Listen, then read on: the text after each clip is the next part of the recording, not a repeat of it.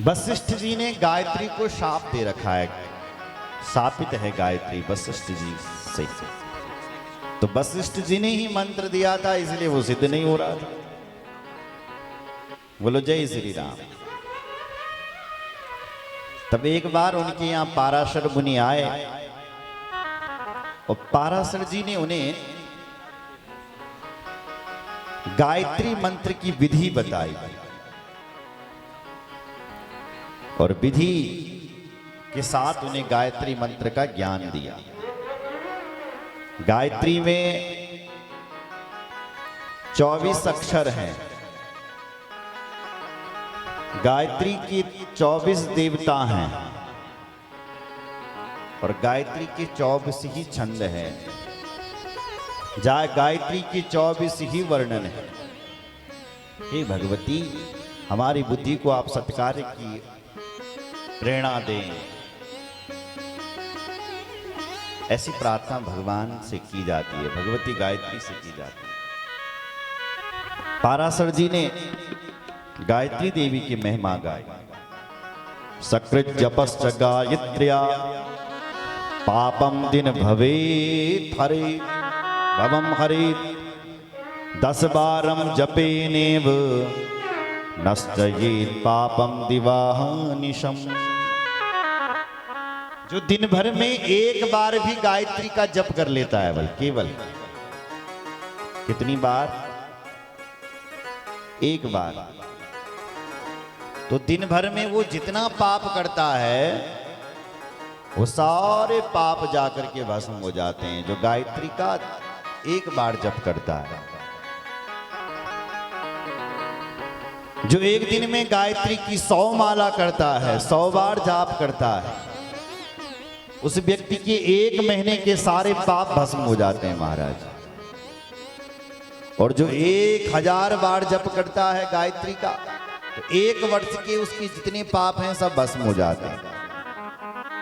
7 जपश्चैव पापम मासार्जितम हरे सहस्त्रधा जपश्चैव कल्मषं वत्सरार्जितम। अगर 1 करोड़ बार गायत्री मंत्र का जाप किया जाए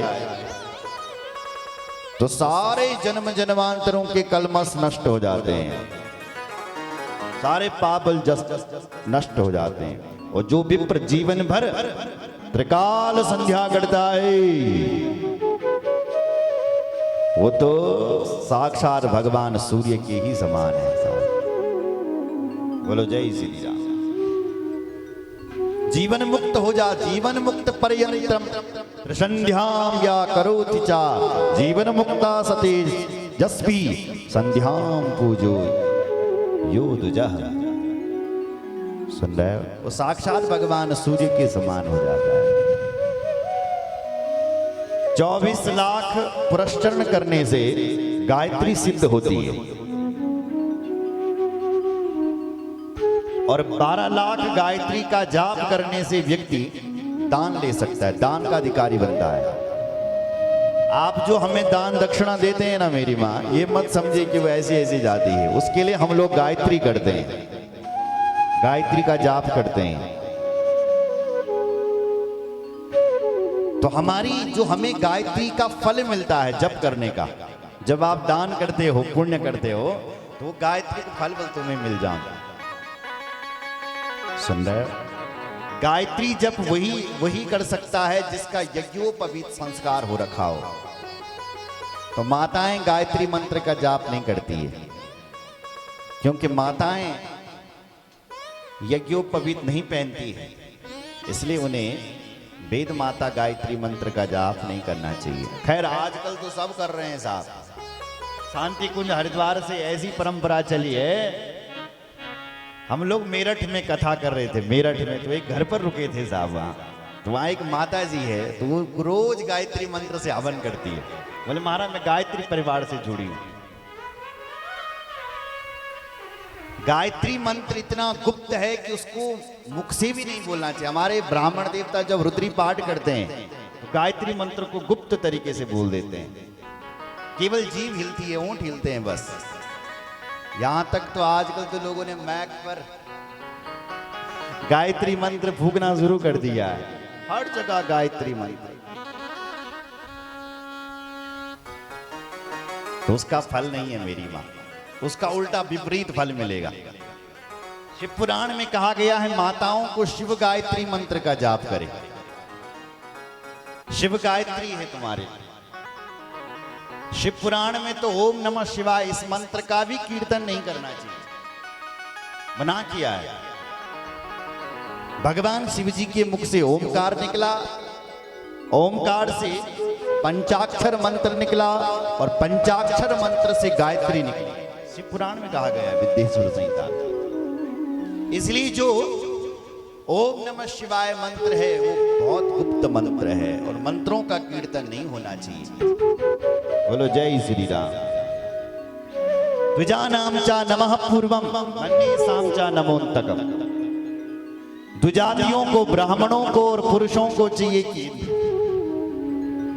नमः शब्द का उच्चारण पहले करें तो मंत्र हो जाएगा नमः शिवाय, और माताओं को चाहिए बोले कि नमः शब्द का उच्चारण बाद में करें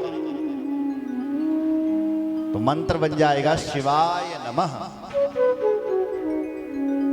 और जो पहले नमः बोले शिव जी को ही प्रणाम है, लेकिन इस विधि से करें। बोलो जय श्री राम। इनसे कहा कि आप इस विधि से गायत्री मंत्र की उपासना कीजिए। इन्होंने 14 वर्षों तक महाराज गायत्री की उपासना की, भगवती सावित्री की उपासना की।